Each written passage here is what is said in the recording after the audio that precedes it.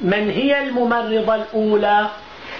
رفيدة بنت كعب الأسلمية. من هي صاحبة البئر؟ آمنة بنت الأعظم المخزومية. من هي الطاهرة؟ خديجة بنت خويلد. من هي الزهراء؟ فاطمة بنت محمد صلى الله عليه وسلم. من هي الصديقة بنت الصديق؟ عائشة بنت أبي بكر. من هي أم المساكين؟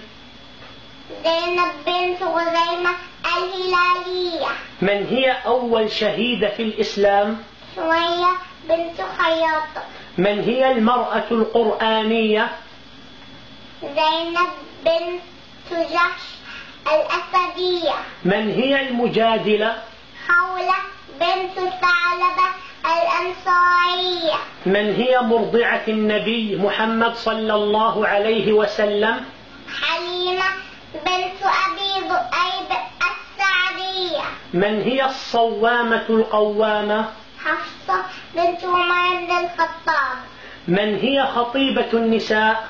أسماء بنت يزيد الأنصارية. من هي خالة النبي محمد صلى الله عليه وسلم؟ فريعة بنت وهب الزهرية. من هي أم حبيبة؟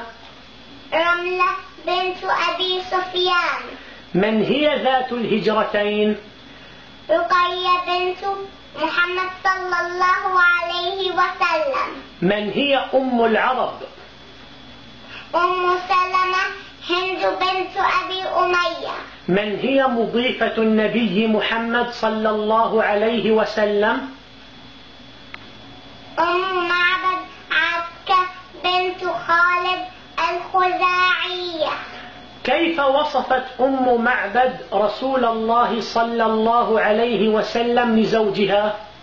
قالت أم معبد: رأيت رجلا ظاهر الوضاءة حسن الخلق مليح الوجه، لم تعبه سجلة ولم تزر به صعلة، قسيم وسيم، في عينيه دعد، وفي أشفاره وطف، وفي صوته صحل، أحور أكحل أزج أقرن، في عنقه سطع، وفي لحيته كثافة، إذا صمت فعليه الوقار، وإذا تكلم سما وعلاه البهاء، حلو المنطق، فصل لا نزر ولا هذر، كأن منطقه خرزات نظم ينحدرن من فمه،